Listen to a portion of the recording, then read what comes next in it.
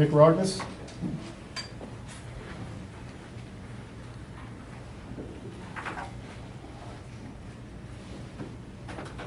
Can you all hear me? Yeah. Yes.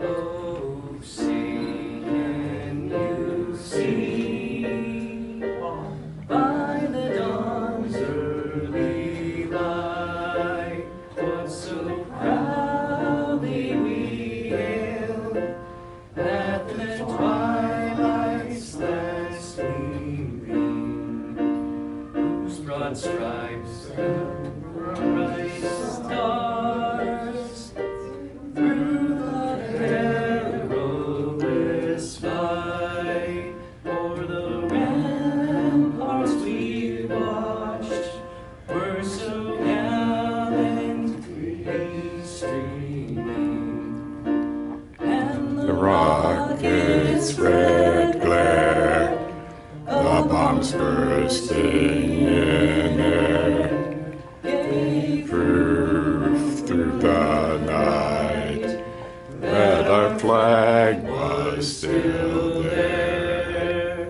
oh, Shake as that star-spangled banner yet wave o'er the land of the free and the home of the brave.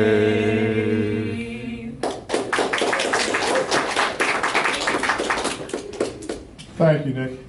And now, please be seated.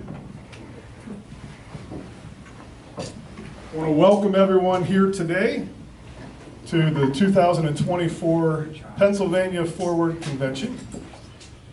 I'm not sure if anybody else took time yesterday or this morning to look around here in Gettysburg, but even to sing the National Anthem in the shadows of this town, the city, and think of the history that took place here and the battles that were fought to preserve the Union.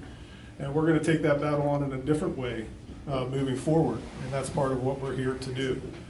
I believe that the political landscape has been hijacked, and there's a better way for us to come together and make a difference that can have an impact.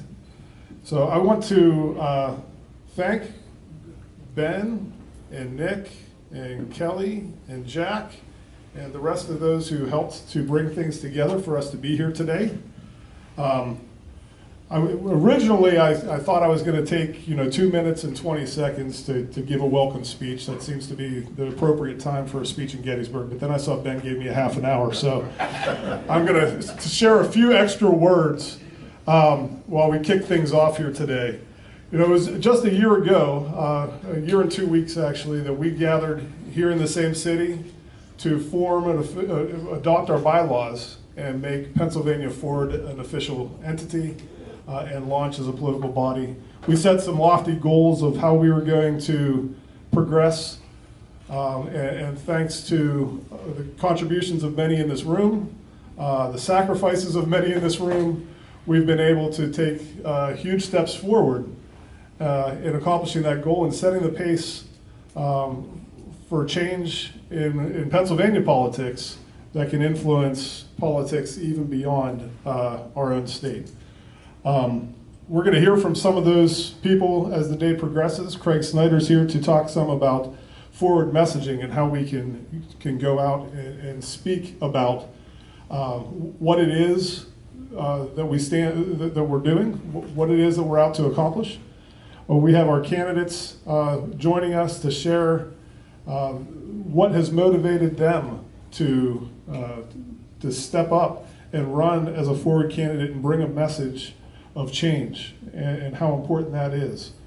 I'm going to share some later on some of the work that needs to be accomplished in order to get those candidates on the ballot and make sure that people can vote. Part of what we're trying to accomplish is to get to that political party status, and that's going to take efforts from everyone in this room. when we first set out to have this convention, I'm just going to, call out the elephant in the room. We had expectations not of having a huge convention, but we did expect to have, 70 to 80 people here. And we have about half that number. And I'm not disappointed by that, because I know that the people in this room are serious about getting the work done. It is going to take additional people joining us. And so part of the challenge that is going to be laid out as we talk with everyone and we hear from everyone today is how can you invite others into what it is that we're looking to accomplish? What friends do you have? What family do you have? Who can you inspire? What I lean on a lot, and what many of you have heard me say, my own way of describing forward is the forward ethic. We want to build engagement. That's where it starts. And today is going to be a day of engagement. And I hope that everyone can treat each other with the proper level of values and principles of respect so we can all be heard as we have conversations today. And we need to extend that invitation to others that we're in contact with. And through that, we build trust. And trust is something that's been lost. Nobody trusts the judgments of the courts, right? No one trusts that their vote is going to count. That's why they don't get involved anymore. That's why they're bailing out of politics. We need to give them a welcome mat, a place where they can get back involved.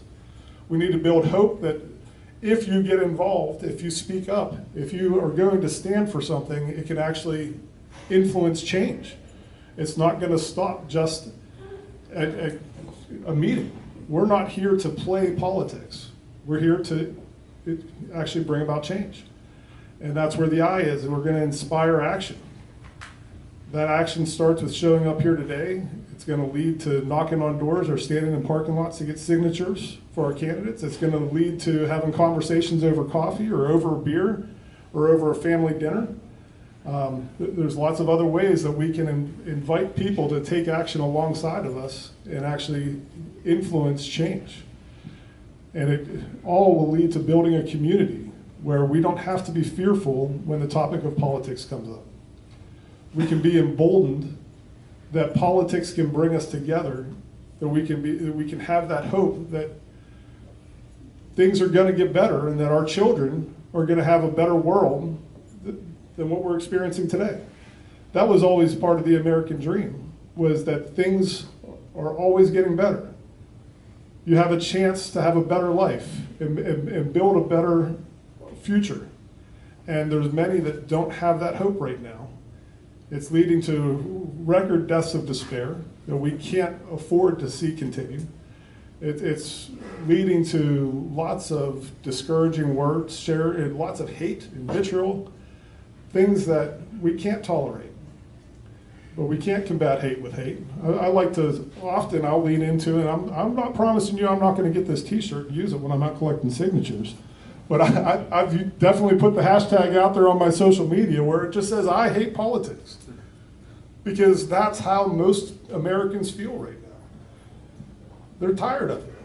But we're here to bring that hope. If we can invite people in to engage, if we can build trust, if we can build hope, if we can inspire action and have a community where it's comfortable, where we can be hopeful and know that the future is going to be better than what we've experienced in the past, then I think that we can change that. I hate politics doesn't need to be where it is.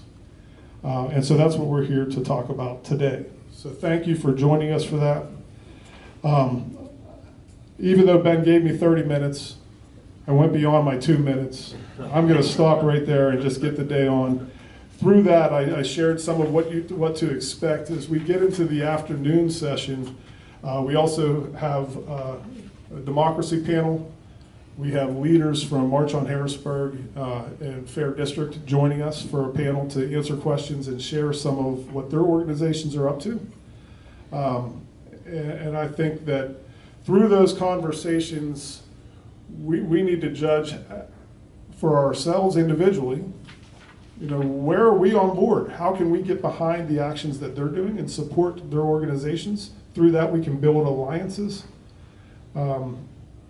But let's not pretend, they're not here to endorse us. They're here to share their work. And we're here to reach out and see how we can be champions for their causes when we believe that those causes are going to help bring about the change that we all believe in. And we want to look beyond just those two organizations and continually look for those alliances. That's how we build engagement, is by finding other groups, other organizations, other people who are not going to end at, I'm tired of how things are. They're going to start with, how can I make things better? So thank you all. And at this point, we're going to enter into the business portion of the day. So this morning, we're going to be discussing the officers that need to be filled, as well as bylaw changes. So this is the exciting part of the day. And for this, I am going to appoint, looking for the right word, I'm going to appoint Ben to run this business section of the day. As presider. As the presider of the, thank you. See, let me take just one more. Duquesne Law School. Ben has done so much over the last 2 years, over the last year, over the last 60 days in preparing for today. He's one who helps to keep a lot of the details in place. And he made sure that today happened, along with help from many others. I don't want to take away from Nick and Jack and the others who contributed, but I do want to recognize the number of hours and the sacrifice that Ben's made to help bring things here together. So while I'm appointing him, let's welcome him and thank him with our applause. Thank you.